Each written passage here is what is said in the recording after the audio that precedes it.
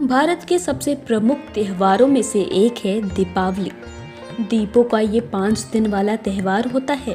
इस त्योहार पर द्वार द्वार चमक जाता है। दिवाली का त्योहार 5 दिनों का होता है और इसकी शुरुआत होती है धनतेरस से। धनतेरस को लेकर हमारे धार्मिक ग्रंथों में 2 कहानियां कही गई हैं। आइए आपको बताते हैं वो कौन सी कथा है। धनतेरस की कथा का संबंध समुद्र मंथन से है। पुराणों में उल्लेख मिलता है कि जब देवताओं और दानवों में अमृत की प्राप्ति के लिए समुद्र मंथन किया तब ब्रह्मांड को 18 अमूल्य निधियां मिली। इनमें से एक थे भगवान धन्वंतरी। धनतेरस के दिन ही भगवान धन्वंतरी हाथ में अमृत कलश लिए प्रकट हुए थे और संसार को आयुर्वेद का ज्ञान दिया था। इसके बाद उन्हें देवताओं का वैद्य बनाया गया था।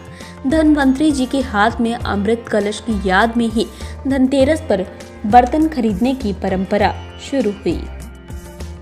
दूसरी कथा ये है कि भगवान विष्णु और देवी लक्ष्मी से जुड़ी है, जो कि इस कथा के अनुसार विष्णु जी एक बार अकेले किसी कार्य हेतु जा रहे थे। उनके मना करने के बाद भी देवी लक्ष्मी चुपके से उनके पीछे गई। रास्ते में देवी एक किसान के खेत में रुककर सरसों के फूलों से श्रृंगार करने लगी और गन्ना चूसने लगी। इतने में ही विष्णु जी आ गया और देवी से नाराज होकर उन्हें 12 वर्ष तक उसी किसान के घर पर रहने का दंड दिया। देवी लक्ष्मी के कारण वहां किसान संपन्न हो गया। 13वें वर्ष जब विष्णु भगवान अपनी पत्नी को लेने आए तब किसान ने उन्हें लौटाने से मना कर दिया।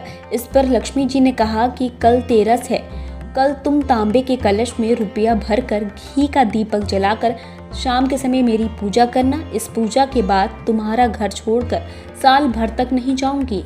हर साल तेरस को ये पूजा करते रहना।